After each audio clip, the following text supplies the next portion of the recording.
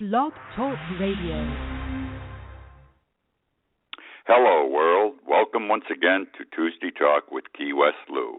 I am your host, Louis Patrone. Another crazy week. Every week seems to be crazy, and some more crazy than the others. So many things are happening in this world, difficult to understand, difficult to accept, but we move on. I'm going to start this week with a story that's a bit different than what I normally get into. It has been bothering me over the years that, a marriage was a man and a woman. Then we had years of battle on whether gay people could marry, and then all of a sudden the courts and the law moved rapidly to say that gay marriages were acceptable. And then came transgenders. Who the hell had ever really heard about or understood transgenders until the gay marriage situation seemed to be out of the way? And now we have to deal with that because there's apparently a problem with regard to transgenders, and they have a right to live as they would like to live. Well, they're saying, where are we going next? Where do we go from transgenders? It has been said, bestiality is the next step. I don't know. I'm going to bring to your attention now, and I'm smiling and laughing as I start this at this point, another area of the law which is opening up. And here's what it's all about. There is presently before a New York State Supreme Court judge the issue as to whether chimpanzees are legal persons. That's correct, whether chimpanzees are legal persons. The case is being heard in New York State Supreme Court in Manhattan before Judge Barbara Yaffe, who just a day ago issued a writ of habeas corpus. Now, a writ of habeas corpus requires a person to be released from unlawful imprisonment. Requires a person to be released, person being the operative word. So the whole issue is going to be whether a chimpanzee is a legal person. An animal rights group has brought the case on behalf of two chimpanzees. Their names are Hercules and Leo, and you'll be hearing more about them in the coming weeks, Hercules and Leo, who presently are in captivity at the State University of New York, who use Hercules and Leo for research. The animal rights groups believes this is a form of abuse.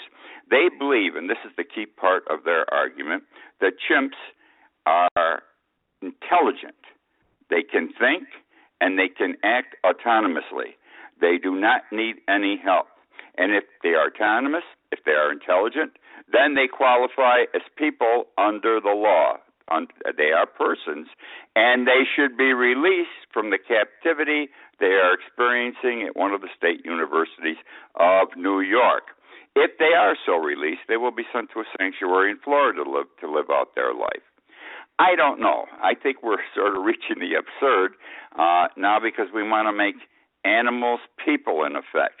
But look, don't laugh. Really, think about it. The Supreme Court of the United States said a corporation is a person. Can you imagine them saying a chimpanzee is a person? Could be. I don't know. But I think we're all screwed up. That's what I'm saying. We're going to stay with animals for a moment because I'm beginning to think maybe some animals are smarter than man. The Phoenix Zoo recently sold a 2-year-old male bear, to another zoo, a 2-year-old male bear. The other zoo was buying the bear because they wanted the male bear to mate with some female bears and make baby bears. The only trouble was when the other zoo got the bear, the purported male bear, it wasn't a male. It was a female. Now, I don't know how one zoo can make that kind of a mistake, that a girl bear is a boy and vice versa. It doesn't make sense to me, but probably the bears know better off who they are and what they are than we humans. So the other zoo is going to keep the female bear because they really don't care whether male or female. That bear can be used for breeding purposes. My column in this week's newspaper in Conch Life, which publishes tomorrow, is the drought and water profiteering, really water profiteering from the drought. The article will also appear tomorrow on my Key West Lou Facebook page. I spoke last week about the California drought and Governor Brown, California's Governor Brown, came out with a mandate or some kind of administrative decision whereby residential properties will now be required to cut back 25% of their water use. Well, as it turns out, the residential use of water is a drop in the bucket, if I may phrase it that way, because the biggest use of water is for agricultural purposes, and these agricultural lands, these farmlands, are not owned by Ma and Pa. They are owned by the mega agricultural operations, and they use a lot of water. And the other thing is, most of what they grow does not stay in California.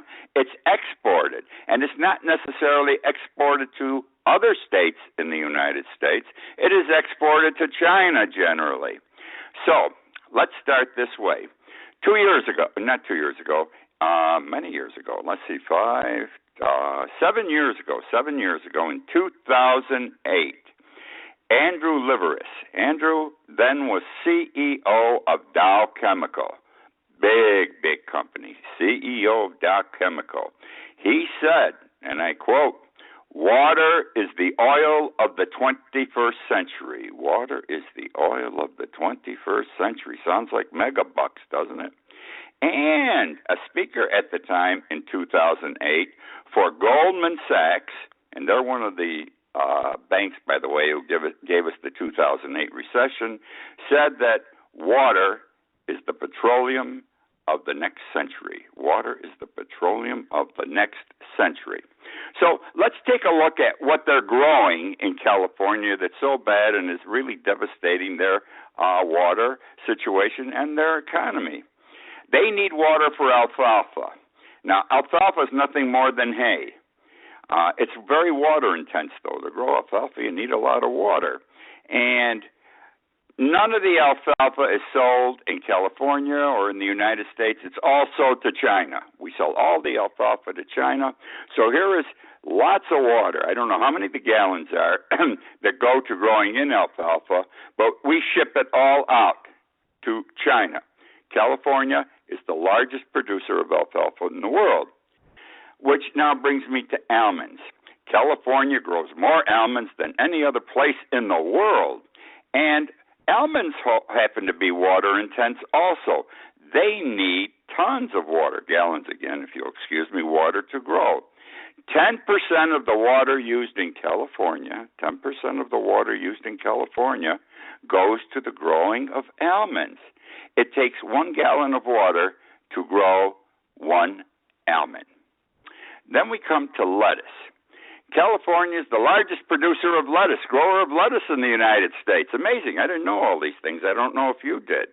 And where the lettuce is grown is on what was formerly desert land. Now, you know, if you're going to grow anything on desert land, you must irrigate that land. You must bring the water in from someplace else with the pipes and everything, and it takes an unusual amount, a greater amount of water to grow something that could have been grown somewhere else with much less water. But we grow lettuce in California, and that lettuce is sold worldwide, okay? Again, the results of the water are not staying in California. It's going outside the state of Florida. Now we come to Nestle's. Nestle's bottled water. I see it on the shelves here at Publix and Winn-Dixie in Key West. You see it on the shelves of your supermarkets. Nestle's bottles water and ships it all over the world. Nestle's is the biggest supplier of bottled water in the world. Their primary source of water is California. They have a huge bottling plant there. They get the water from a lake, a reservoir, and some aquifers, and for years, well over 30 years, they have been filling their bottles with water and selling them outside the state and worldwide. Now, there's a problem with this. Number one, because Nestle's is buying so much water from wherever they get it from, a local municipality, from the city of Sacramento is one of their big suppliers. They what do? They get it at a cheaper rate. They get a discount because they're buying a lot. And then they sell it for big dollars. What we pay in the supermarket for a bottle of water, a small bottle of water, is a hell of a lot more than Nestle's is paying to buy the water, bottle it, and ship it out. Big profit item. Well, Nestle's, no one knows how much water Nestle's is selling because they never obtain a permit. The law in California requires that anyone bottling water must have a permit, a license from the state to do it. Nestle's hasn't had one for 27 years. The other thing is Nestle's refuses to tell the state of California how much water they're taking out of the ground and how much water by gallons they are bottling every year. They keep everything secret. The state has to go after all these things, the lettuce, the alfalfa, the almonds, and Nestle's, which brings us now to beer. Did you know, I didn't know before I got involved in this thing, that 92% of beer is water? Well, Budweiser has a major plant in California, and so do several other breweries, but Budweiser's is the biggest, and 92% of every bottle of beer contains water, which they get from the aquifers, the lakes, and reservoirs in California. And also, they have to clean the tanks. They make beer in tanks. We know that. Well, it takes more water to clean a tank than it does to fill a proportionate number of bottles. The cleaning of the tanks is more expensive than the bottling of the water. So there's an industry that's in trouble. I must say Budweiser's been cooperative. They are now, in 1 year, they've started recycling the water they used to clean the tanks. Also, they got rid of all their grass, shrubbery, and everything else, and they put something in that doesn't use much water to grow and make their lands look good. Sushi rice. 25% of the rice you and I eat in sushi comes from California. In the United States, 25% of the rice used in sushi comes from California. How about skiing? They got Lake Tahoe out there, and they've got some other great skiing resorts. Well, the skiing resorts didn't do good the last 3 years. Each year they did consistently worse. Turns out, if you haven't got enough snow, then you've got snow and mud, and people can't ski on snow and mud. And it doesn't look like the situation's going to get any better in the near future. There is a major reservoir in California called the Folsom Lake Reservoir. In 2011, it was at 97% capacity. 97% capacity. Today, it is at 17% capacity. That's how much the water has dried up out there. And that means there's no waters for everyone that was taking water out of that place. Now, what happens when you take this water and use it so abundantly and so excessively as has been done in California? Well, number one, the land sinks. Yeah, we have sinkholes because much water comes from aquifers under the land. As we dig for oil, which is under the land, we dig for water. And we dig huge wells, and then we pipe the water up from out of the land, under the land. When we take the water out of the aquifer, that nothing fills it up. It doesn't come back. Once you use it up, I guess it's like oil, but there isn't as much water as there is oil worldwide. Once you use it up, there's a space in that aquifer there, and the aquifers are collapsing, which means the land is collapsing. Whole towns have gone into this sinkhole that I'm describing. The aquifers are dropping. Let's take the town of Stratford. Small town. It's built on an aquifer. The aquifer in 3 years has dropped 80 feet. 80 feet. Now, you understand why the town sinks? Okay, the town's gone. There's no more Main Street. Any buildings that are left in the town are boarded up. No one's making any money. People have to leave. There was one merchant who thought things would change, and he was good to his neighbors. They didn't have cash. They didn't have dollars to pay for anything. He took IOUs for a while. It didn't work. Then there's Clovis, California. Clovis had a hell of a lot of water. It's the only way to describe it. And when this water situation over the last 5 years got so bad in California, entrepreneurs came along, and I can't blame these people. They thought there'd be an easy buck, a quick buck to make in Clovis because Clovis had all this water. So they bought 2,000 to 5,000 gallon tank trucks. They would fill them up with water. They would drive to Clovis, and they didn't have to buy the water from Clovis. All the Clovis Water Department charged these people was $5 to fill the tank with from 2,000 to 5,000 gallons of water, free. And then they would drive out of Clovis with that water and sell it elsewhere for anywhere from $200 a tank to $500 a tank. Big profit, okay? Then you've got Tulare County. They have no water at all anymore. The people are left there, use portable showers and sinks provided by an emergency special social services operation. There used to be 7,000 people and 800 homes.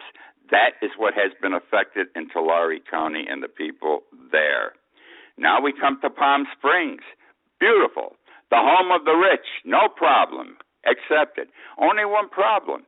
Palm Springs has 122 golf courses. I'm smiling again. You need water I played golf for years. You've got to water the lawn every day, the fairways. You've got to water the greens a couple of times a day. They can't keep using all that water. They're still using all that water in Palm Springs, by the way. No steps have been taken yet to control what I'm talking about. The homes of people there have magnificent lawns and magnificent shrubberies.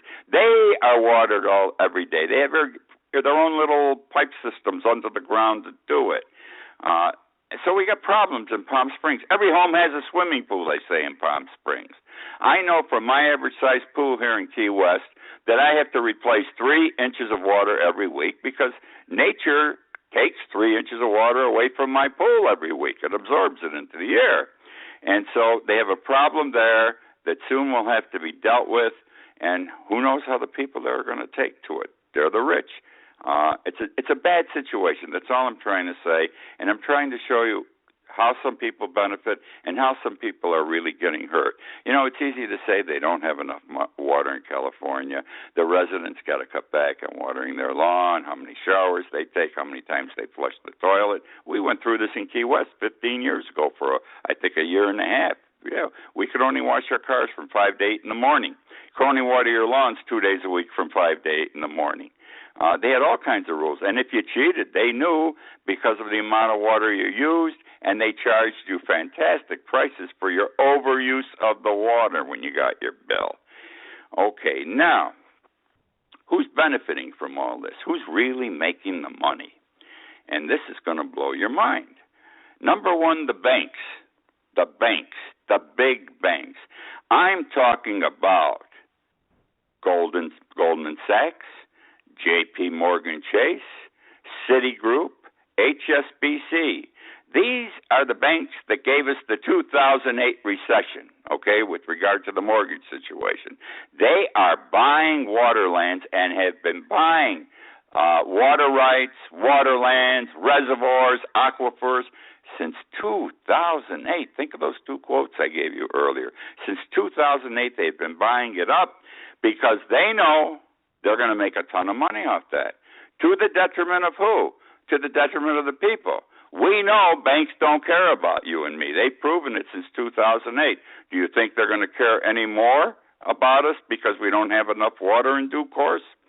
Now, what they're also doing, the banks, and major corporations use this cry. They say, let's privatize this, let's privatize that. Because by privatizing, things become cheaper. No longer, for example, will a city have to run a utility for the operation and sale of the water.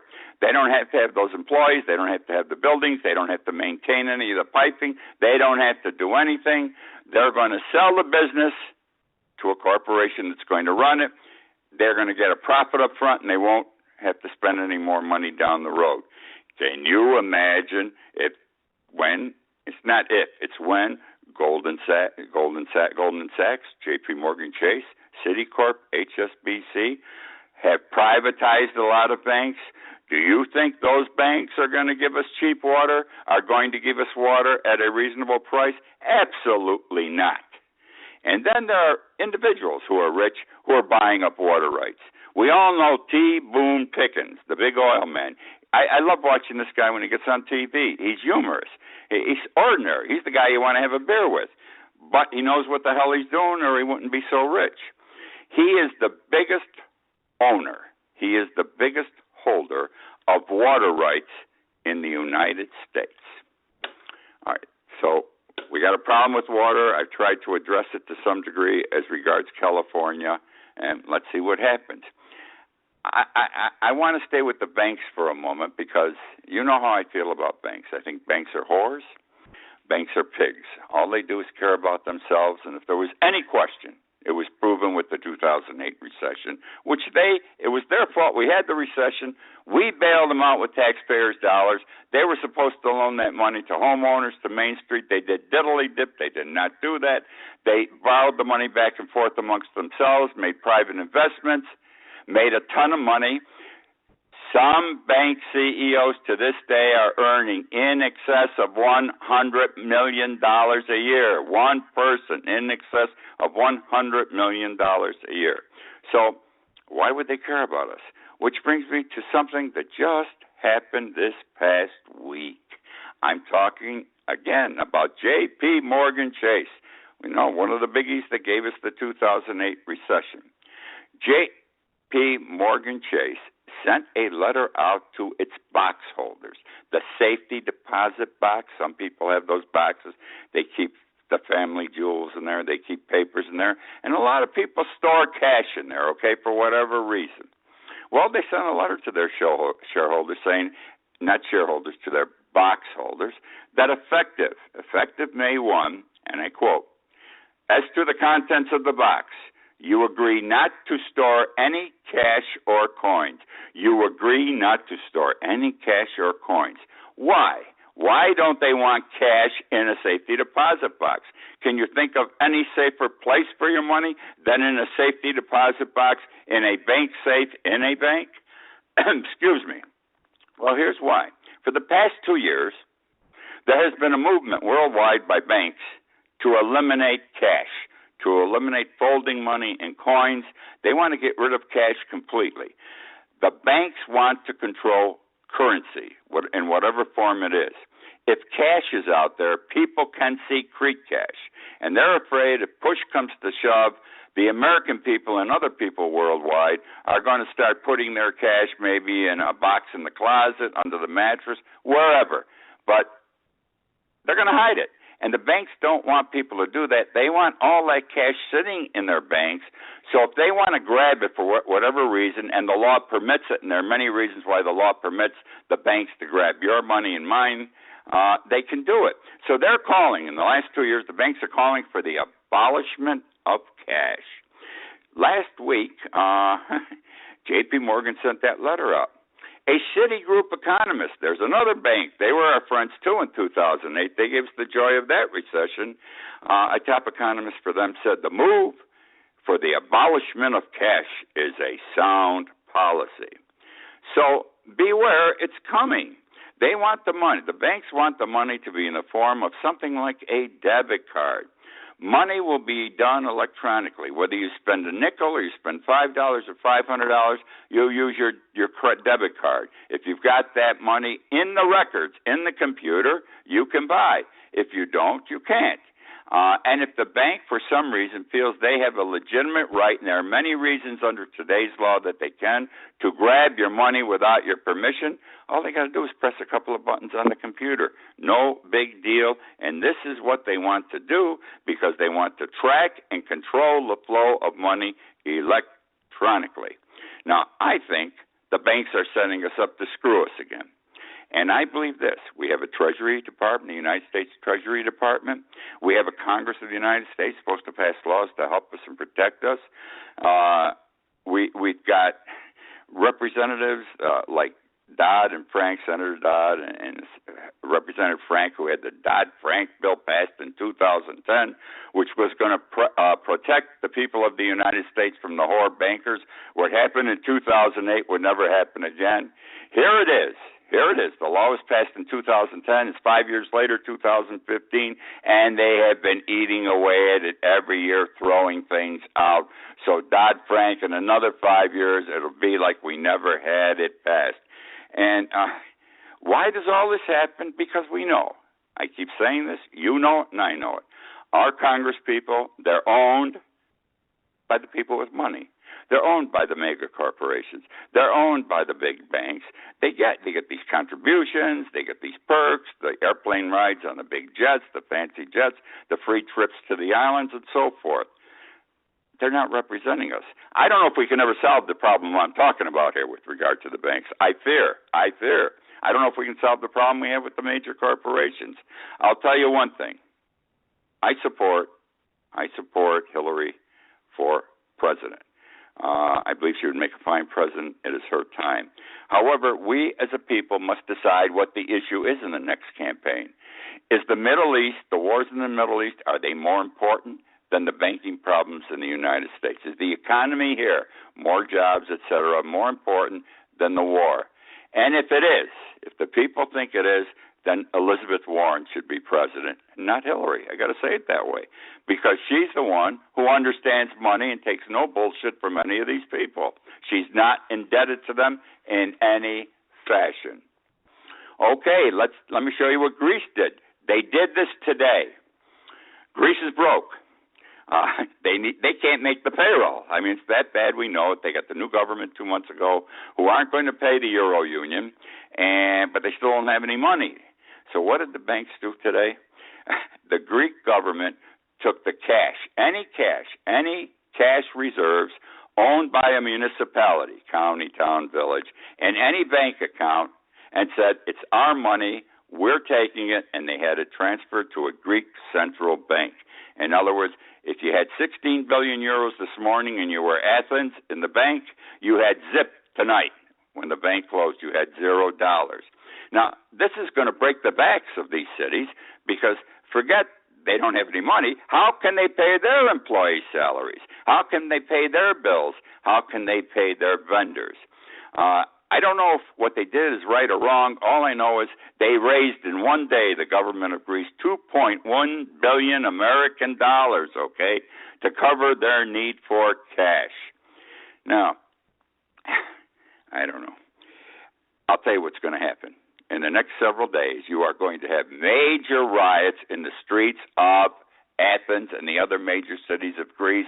It's going to be like it was, 3 or 4 years ago, my first trip to Greece. I was in 2 demonstrations, 2 riots in front of the parliament in Athens. I saw what was going on. I was staying at the Grand Britannia across the street. I walked through those demonstrations. Nobody bothered me. I didn't understand the language, but I knew what the hell they were saying. They hated Greece. They hated Merkel. Whenever Merkel's name was mentioned, they spit on the ground, all of them. Whether they were young or old, they spit on the ground. Well, we're going to have riots again. I don't know what's going to happen, but we're going to have, Lewis says it's going to happen. We are going to have riots in Greece in the next week. All right. Very quickly, if you're going to take a European vacation, the time to do it is this summer because Greece is going to leave the Euro Union. That's going to make Italy follow Spain and Portugal. The Euro Union is going to fall apart. The euro is going to be worth much less than the American dollar. Right now, they're competing almost on an easy level. And what's going to happen? You're going to have a cheap vacation, my friends. Take advantage of it. That's the show for this week. I hope you have enjoyed. As you know, the show is archived. You can listen to it immediately and forever after on Blog Talk Radio. It's available immediately also on YouTube, and it's available on my Facebook page, Key West Lou. Excuse me. You're also aware I wrote a book. I tell you every week I wrote a book, The World Upside Down. If you haven't bought it, please consider, go buy it. Buy the book. You'll enjoy it. If you enjoy my show, you enjoy the book. If you do not enjoy my show, don't buy the book. You will not enjoy it. Thank you again for joining me this week. I look forward to being with you next week. Good night.